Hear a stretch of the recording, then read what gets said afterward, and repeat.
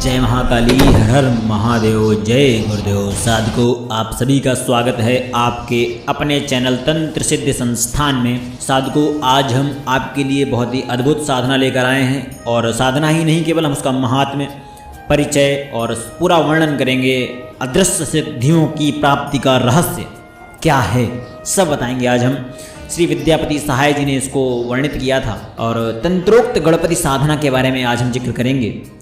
देखिए साधकों, भगवान श्री गणपति का नाम एक ऐसा पावन उच्चारण है जिसमें स्वतः ही सर्वत्र मंगलमयता प्रतीत होने लग जाती है। उनका स्वरूप इतना तेजस्वी है कि उनके स्मरण मात्र से जीवन के विविध अंधकारों को समाप्त होने लग जाते हैं तथा उनकी साधना से तो किसी अशुभ का स्थिर रहना असंभव ही नहीं है। किंतु यदि किसी भी व्यक्ति से पूछा जाए तो वह दो कथाओं के अतिरिक्त शायद ही तीसरी कथा या उनके विषय में बता सके। प्रथम तो वह कथा जिसमें उनकी उत्पत्ति एवं उनके गजानन होने का रहस्य निहित है, तथा द्वितीय वह जिसमें उन्हें माता पिता की परिक्रमा करने वाला वर्णित किया गया था। मंगल मूर्ति श्री गणेश का केवल इतना ही परिचय नहीं है, वरन इसके कहीं अधिक विस्तार से उनका पावन चरित्र बिखरा पड़ा है। उनके लीला स्वरूपों का वर्णन तो यद्यपि विस्तार से प्राप्त नहीं होता है, किंतु साधकों के माध्यम से उनके अनेक रूपों की साधना पद्धतियों से ये ज्ञात होता है कि किस प्रकार से वे साक्षात ज्ञान स्वरूप होने के साथ साथ ही प्रचंड तंत्रोक्त रूप में भी विद्यमान है।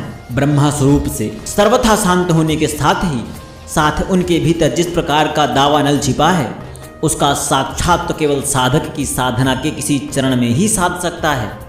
यदि लोक परंपराओं में विद्यमान कथाओं को एक बार हम विस्तृत कर दें, तब ज्ञात होता है कि प्राचीन साहित्य में केवल उन्हें शिव पार्वती का पुत्र ही नहीं, साक्षात ब्रह्म का स्वरूप भी माना गया है। जिस प्रकार शक्ति में सत्य, रज एवं तम तीनों गुणों को धारण करने की शक्ति दी गई है, ठीक उसी प्रकार से मात्र प्रथम स्मरणीय देव के रूप में भी तीनों ही गुणों की धारणा की गई है। यद्यपि काल चक्र में वे किस प्रकार से मात्र प्रथम स्मरणीय देव के रूप में ही सीमित हो गए, यह शोध का विषय है। भगवान श्री गणपति की साधना जगत में अत्यंत सौम्य, श्रेष्ठ एवं सर्वोच्च मानी गई है। यद्यपि ऐसे साधकों का बाहुल्य नहीं है जिन्होंने गणपति साधना को ही अपने जीवन का आधार बनाया हो। विशेषकर पश्चिम भारत तरफ गणपति की उपासना सर्वाधिक प्रबल रूप में होती है, लेकिन उपासना एवं साधना में पर्याप्त भेद होता है। इस तथ्य से कोई भी विद्वान असहमत नहीं हो सकता। उपासना का सीधा सा अर्थ है देव विशेष को अपने सुख दुख का साक्षी स्वीकार कर लेना एवं उसके समक्ष सब कुछ निवेदित कर देना, उसे अपने जीवन का आधार बना लेना और समस्त जीवन के सुखों दुखों को सब कुछ उससे बांटना। जबकि साधना में अंतर यह होता है कि साधना उस देव विशेष के गुणों तत्वों से परिचय प्राप्त कर तदनुकूल अपने आप में ही पात्रता बनाने की क्रिया होती है। इस प्रकार उसे आवाहित किया जाता है कि वह साधक की इच्छा अनुसार स्वरूप में आकर उसके शरीर में समाहित हो जाए तथा उसे उसका अभीष्ट प्रदान करे। देखिए, हम आपको विशिष्ट अवसर में विशिष्ट स्वरूपों की गणना बताते हैं, वर्णन बताते हैं। साधकों, ध्यान से सुनिएगा, बहुत ही गूढ़ रहस्य है ये। भगवान श्री गणपति का स्वरूप सर्व प्रकारेण विघ्नहर्ता ही है, इसमें किसी भी प्रकार की असहमति नहीं हो सकती। किंतु उनके किस स्वरूप का किस अवसर पर ध्यान करें, इसमें मतभेद है।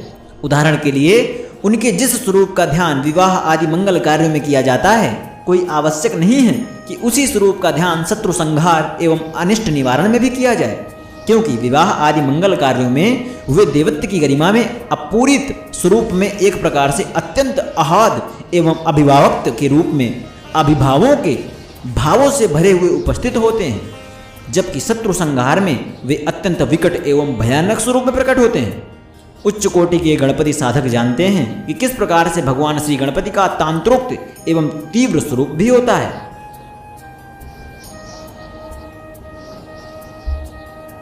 वस्तुतः उच्च कोटि के साधक भगवान श्री गणपति के उस तीव्र एवं उन्मत्त स्वरूप का ही आवाहन अपनी साधनाओं में करते हैं। साधक जब साधना के कुछ क्रम को पूर्ण करने की स्थिति में होता है, अर्थात वह अष्टादश सिद्धियों की प्राप्ति में सफलता प्राप्त करने के लिए अत्यंत सन्निकट होता है, तब कुछ ऐसी बाधाएं आती हैं जिनमें धैर्य समाप्त होने लगता है तथा साधना से मन उचाट होने लगता है। किसी भी साधक के लिए यह स्थिति अत्यंत शोकदायक होती है, किंतु उच्च स्थिति पर आरूढ़ साधक के लिए तो साक्षात मरण तुल्य ही होती है। अनेक कुविचारों, शंकाओं के साथ साथ चारित्रिक पतन का भय भी इसी दशा में सर्वाधिक हो जाता है। क्योंकि जो साधक अष्टदश सिद्धियों में से किसी भी एक सिद्धि को प्राप्त कर लेगा वह प्रकृति पर विजय प्राप्त करने की स्थिति में आ जाएगा। और यह भी सत्य है कि जो साधक इन सिद्धियों में से किसी भी एक सिद्धि को प्राप्त कर लेता है वह अत्यंत शीघ्र शेष सभी सिद्धियों को भी स्वतः ही प्राप्त कर लेता है। इस स्थिति में आरूढ़ साधक का पतन कैसा विनाशक होता होगा, इसको देखने के लिए एक पहाड़ी की चोटी पर पड़ी एक चट्टान को लुका कर देखिए। एक ऐसी चट्टान को लुका दीजिए जो भूमि के पास ही पड़ी है, और फिर देखिए आप चोटी से लुढ़कने वाली चट्टान चूर चूर हो जाती है, समाप्त हो जाती है, जबकि भूमि तल के पास पड़ी कुछ दूरी से लुढ़काई गई चट्टान यथावत बनी रहती है। इसका मतलब यह है कि जब आप बिल्कुल केंद्र पर होते हैं, सिद्धि पाने के केंद्र पर, तब अगर आपका चारित्रिक विनाश हो जाए, किसी साधक का विजय प्राप्त करने की स्थिति में अगर विनाश हो जाए तो कितना भयंकर विनाश हो सकता है। इसी कारणवश योग की साधनाओं में साधारण पूजन से काम नहीं चलता, उन उपायों को भी प्राप्त करना पड़ता है जिसमें सुरक्षा चक्र की दृढ़ता निर्मित हो सके। एक प्रकार से कोई दिन शक्ति ही हमारे अंदर समाहित हो जाए और वह पग पग पर न केवल हमें मानसिक रूप से सचेत होकर साधना करने पर ध्यान दे, वरन आवश्यकता पड़ने पर स्वयं भी गतिशील होकर अशुभ का संहार कर दे। साधकों, यह पूर्णतः सौम्य चक्र है। क्या? देखिए, भगवान गणपति को तंत्रोक्त साधना का यही अर्थ है कि साधक को एक जिज्ञासा हो सकती है कि प्रत्येक साधना के पूर्व में रक्षा चक्र निर्मित करते समय भैरव स्तुति एवं संक्षिप्त भैरव साधना तो ही की जाती है, इसके उपरांत भी गणपति साधना को तंत्रोक्त रूप में संपन्न करने की आवश्यकता ही क्या है? यह जिज्ञासा सही है, किंतु इस तथ्य का निर्धारण करते समय इस बात का विशेष ध्यान रखा जाना आवश्यक है कि भैरव साधना मूलतः तमोगुण प्रधान साधना है। सत्य एवं रज उनकी दो शक्तियां अवश्य हो सकती हैं, किंतु वे मूलतः सतोगुण प्रधान या रजोगुण प्रधान देव नहीं हैं, जबकि भगवान श्री गणपति सतोगुण प्रधान देव हैं। इसी कारणवश सात्विक साधनाओं के अवसर पर उनको ही तम शक्ति का आश्रय लेना उचित माना गया है। इसके अतिरिक्त यह प्रत्येक साधक की क्षमता भी नहीं होती कि वह भैरव को रक्षा कारक देव के रूप में आवाहित कर सके। यद्यपि उनकी कृपा की याचना करना और उनको प्राप्त करना अलग बात है। सात्विक साधनाओं या अष्टदश सिद्धियां, ब्राह्मत्व साधना, गुरु साधना, कुंडलिनी जागरण आदि को संपन्न करने के समय साधक का सारा शरीर एक विशेष प्रकार की व्यवस्था से आबद्ध हो जाता है और उस दशा में वह रजोगुण साधक तमोगुण को सहन ही नहीं कर सकता। इन दोनों गुणों में से किसी एक का भी संपर्क उसे विचलित एवं व्यथित कर देता है। साथ ही साथ उसे यह भी आवश्यक होता है कि उसके ऊपर ब्रह्म रूप से गुण प्रभाव न डाल सकें। भैरव साधना के स्थान पर गणपति साधना का यही महत्व दिया गया है। साधकों, जीवन क्रम में परिवर्तन आवश्यक नहीं है। कैसा? भगवान गणपति की तंत्रोक्त साधना संपन्न करने के लिए साधक को अपनी साधना क्रम में बहुत अधिक परिवर्तन करने की आवश्यकता नहीं होती है। इस महत्वपूर्ण साधना को केवल एक बार पूर्ण विधि विधान से संपन्न करना होता है तथा भविष्य में अन्य साधनाओं में प्रवृत्त होने के लिए या जब हम साधना के लिए प्रवृत्त हो सकें उस समय इस साधना का स्मरण करना ही पर्याप्त होता है। यह साधना किसी भी माह की कृष्ण पक्ष की चतुर्थी को संपन्न की जाती है। विशेष स्थितियों में इसे किसी भी बुधवार की रात्रि को भी संपन्न किया जा सकता है। यह साधना रात्रिकालीन साधना है। मंगलवार का इस साधना में विशेष रूप से निषेध है। कुछ भी हो जाए, मंगलवार को इस साधना को आपको नहीं करना है। मंगलवार का साधना बिल्कुल आपके लिए आपके बहुत कष्टदायी हो सकती है, अतः साधक इस साधना को मंगलवार के दिन कदापि न संपन्न करें। इस साधना में संबंधित मंत्र एवं जप एवं साधना विधि से भी अधिक महत्वपूर्ण है भगवान श्री गणपति के स्वरूप का ध्यान, क्योंकि इसी ध्यान के माध्यम से ही आगामी जीवन में अनेक सफलताएं प्राप्त की जा सकती हैं। भगवान श्री गणपति का ध्यान अलग अलग स्थानों पर अलग अलग रूप में वर्णित हुआ है तथा उनका सर्वमान्य एवं अत्यंत गौरववर्णीय एवं स्वर्णवर्णीय उन्हें रत्न सिंहासन पर बैठे हुए चतुर्भुज स्वरूप का ध्यानित किया जाता है, किंतु तांत्रोक्त स्वरूप में उन्हें इन सभी धारणाओं के विपरीत धूसर वर्ण का नित्य मुद्रा में ध्यायित किया जाता है, जिनके नेत्र क्रोध एवं उन्माद से पीत वर्ण के हो गए हैं। जब आप तांत्रोक्त गणपति की साधना करना है तो आपको धूसर गणपति को और एकदम पीत वर्ण की आंख किए हुए आपको उस अवस्था में उन्हें ध्यान करना है। ध्यान की महत्ता ही सर्वोच्च है। भगवान गणपति के तांत्रोक्त ध्यान में उनका वर्णित हरित चर्म के सदस्य माना गया है तथा वे किसी रत्न जड़ित सिंहासन पर आसीन न होकर भगवान शिव की भांति शमशान में तांडव मुद्रा में वर्णित हैं। संभव है कुछ साधकों को इनका यह स्वरूप रुचिकर व प्रतीत ना हो अथवा इन्हें इस रूप में भगवान शिव का ध्यान हो आता हो, किंतु सत्यता यही है, यह उनका वास्तविक स्वरूप नहीं है, यह उनका वास्तविक स्वरूप नहीं है। इसको अस्वीकार करने के उपरांत भी यह प्रश्न तो शेष रह ही जाता है कि कोई योद्धा जब रणभूमि में आता है तो वह गुलाब के हार पहने होता है या अस्त्र शस्त्र धारण किए होता है। इस भावना से देखने पर भगवान गणपति के तांत्रिक स्वरूप का अर्थ समझ में आ जाएगा। जहाँ तक उनके इस स्वरूप को भगवान शिव की मुद्रा के तादात्म्य की बात की गई है, उसके विषय में इतना ही कहना पर्याप्त होगा कि भगवान शिव की नृत्य मुद्राओं का जहाँ सृष्टि के नियम से संबंध है, वहीं भगवान गणपति की नृत्य मुद्रा तांडव मुद्रा का संबंध उनके अधिकार भाव से संबंधित है। शमशान में तांडव नृत्य में रत होने का यही अर्थ है कि ये समस्त अशुभ शक्तियों के ऊपर अपने प्रभुत्व का विस्तार कर रहे हैं। यूं भी उनकी संज्ञा गणपति ही है, जिसका सीधा सा तात्पर्य है कि वे समस्त गणों के स्वामी हैं। उनके इसी स्वरूप में उनकी चारों भुजाओं में क्रमशः परशु, त्रिशूल, गजदंत एवं चक्र की धारणा की गई है, अर्थात वे पूर्णतः संहार मुद्रा में है। यही रहस्य उनके पीतवर्णीय नेत्रों का भी है। पीतवर्ण का संबंध साधनाओं में विष से माना गया है, और यह पीतवर्ण उज्ज्वल आभायुक्त नहीं वरन मलिनता से युक्त रक्ताभ पीतवर्ण है, जिसका तात्पर्य है भगवान श्री गणपति के उन समस्त अशुभ वस्तुओं को अपने अंदर समाहित कर लिया है जो कि अन्यथा साधक के प्रति अनिष्ट घटित करते हैं। अब हम चलते हैं मूल साधना क्रम की ओर। ये तो वर्णन था कि क्यों ही करनी चाहिए और क्या है उनके स्वरूप का वर्णन। अब चलते हैं मूल साधना की ओर। इस प्रकार भगवान गणपति की छवि अपने मानस में स्थिर करने के उपरांत ही इस क्षेत्र की मूल साधना प्रारंभ होती है। साधक को लाल रंग के वस्त्र, लाल आसन आदि का प्रयोग करना चाहिए, अथवा किसी गहरे रंग के वस्त्र आदि का। कोशिश करेगा लाल ही सही रहे। तो किसी अन्य पूजन सामग्री की अपेक्षा साधक के पास तांत्रोक्त पद्धति से निर्मित एवं ताम्र पात्र पर अंकित महागणपति यंत्र एवं 108 धूम्राक्षों का होना अधिक आवश्यक है। इसके अतिरिक्त केवल तेल की दीपक की ही आवश्यकता शेष रह जाती है। साधना में प्रवृत्त होने से पूर्व साधक उपरोक्त विधि से, जो भी बताऊंगा मैं आगे, भगवान श्री गणपति के स्वरूप को अपने नेत्रों के समक्ष स्पष्ट करें।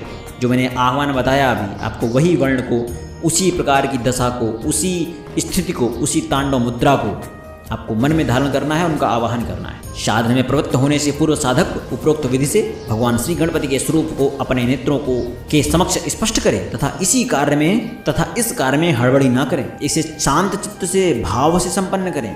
जब उसे प्रतीत हो कि वह भगवान गणपति के तांत्रोक्त स्वरूप में निर्मित एकांकी भाव में रम गया है, तब तेल का दीपक प्रज्वलित कर साधक अपने समक्ष रखे। महागणपति यंत्र एक एक धूमाक्षर निम्न मंत्र के साथ समर्पित करते रहे। देखिए, जो महागणपति यंत्र होगा उसके ऊपर आपको एक एक धूमाक्षर, एक मंत्र पढ़ना है, एक धूमाक्षर अर्पित करना है। इसी प्रकार 108 बार करना है। अब हम आपको तांत्रोक्त गणपति मंत्र देते हैं। ओम गणाध्यक्षो कृष्ण पिंगलाक्षाय नमः। यह मंत्र आपको डिस्क्रिप्शन पर भी मिल जाएगा। दोबारा पढ़ देता हूँ। ओम गणाध्यक्षो कृष्ण पिंगलाक्षाय नमः। साधना क्रम के मध्य साधक को तीव्र अनुभूतियां हो सकती हैं और ऐसा प्रतीत हो सकता है कि कोई साधना कक्ष में उपस्थित हो गया है, किंतु यह सर्वथा भय रहित अनुभूति होगी और साधक के मन में एक विशेष प्रकार का आह्लाद लाने में सामर्थ्य होगी। यह अत्यंत शुभ संकेत होता है और इस बात का प्रमाण होता है कि साधक को आगामी जीवन में निरंतर भगवान श्री गणपति के विशिष्ट वरदायक स्वरूप का लाभ मिलता रहेगा। साधना के उपरांत सभी 108 धूम्राक्षों को तथा यंत्र को किसी लाल कपड़े में बांधकर यथासंभव शमशान अथवा निर्जन स्थान पर रखाएं। घर पर नहीं रखना है एक भी समय। साधना संपन्न के तुरंत बाद आपको उन सबको उठा करके एकांत स्थान या तो शमशान मिल जाए तो अति उत्तम है, वहाँ रखाएं। देखिए, अष्टादश सिद्धियाँ एवं यह साधना क्या है मैं बताता हूँ आपको। अष्टादश सिद्धियाँ आज के युग में भी सत्य ही हैं, किंतु युग की प्रवृत्तियों के अनुसार उन्हें संशोधित करके प्रयुक्त किए जाने की आवश्यकता है। प्रस्तुत साधना इसी प्रकृति की साधना है जो अष्टादश सिद्धियों के आज युगों से भी प्रासंगिक बना सकती है। आज का युग अनेक कारणों से इस प्रकार दूषित हो गया है कि साधक अपने समस्त प्रयासों के बाद भी केवल अपनी ही शक्ति से इन्हें नहीं प्राप्त कर सकता, क्योंकि जो शक्ति मूल साधना में प्रयुक्त होनी चाहिए वह तो अनोख विसंगतियों से लड़ने में ही समाप्त हो जाती है। अष्टादश साधनाएं तो निरंतर सूक्ष्म से सूक्ष्मतर की ओर जाने की क्रिया है, और जब साधक इस प्रकार की क्रिया में संलग्न होता है तो ऐसी अनेक अशुभ शक्तियाँ भी चैतन्य होने लगती हैं, जिन्हें सामान्य बोलचाल में इतर योनियाँ या भूत प्रेत कह सकते हैं। यही कारण है कि अष्टादश सिद्धियों को संपन्न करते समय साधक को भय विशेष रूप से ग्रसित कर लेता है तथा काम क्रोध की प्रवृत्तियाँ सामान्य से 100 गुना ज़्यादा बढ़ जाती हैं। ऐसा होता है कि जब आप अष्टादश सिद्धियाँ प्राप्त करने जाते हैं, तांत्रोक्त गणपति की साधना करते हैं, इस मंत्र का जाप करना शुरू करते हैं, तो आपको संभोग की लालसा बहुत ज़्यादा होती है। क्रोध, काम बहुत ज़्यादा होती है, 100 गुना बढ़ जाती है। सामान्य रूप से इसकी व्याख्या इस प्रकार से कर दी जाती है कि ये साधक की ही दबी हुई भावनाएं निकल रही हैं, किंतु ऐसा कहना केवल आंशिक सत्य ही है, क्योंकि इसके पीछे निहित इस तथ्य का सामान्य व्यक्तियों को ज्ञान नहीं होगा। वे अटपटी व्याख्या कर देते हैं। देखिए, इसका दोहरा विपरीत परिणाम होता है। प्रथम तो यह कि साधक की साधना अवरुद्ध हो जाती है, कभी कभी तो समाप्त हो जाती है। द्वितीय यह कि साधक एक भाव से, एक प्रकार से अपराध बोध से ग्रसित हो जाता है और वह केंद्रित नहीं कर पाता अपने मस्तिष्क को, अपने ध्यान को, मुद्राओं को। यही कारण है कि उच्च कोटि की साधनाओं को करते समय गुरु का निरंतर साहचर्य अनिवार्य कहा गया है, अन्यथा साधक घोर पीड़ा में पड़ जाता है। साधकों, अब हम आपको पूर्ण सफलता का रहस्य बताते हैं।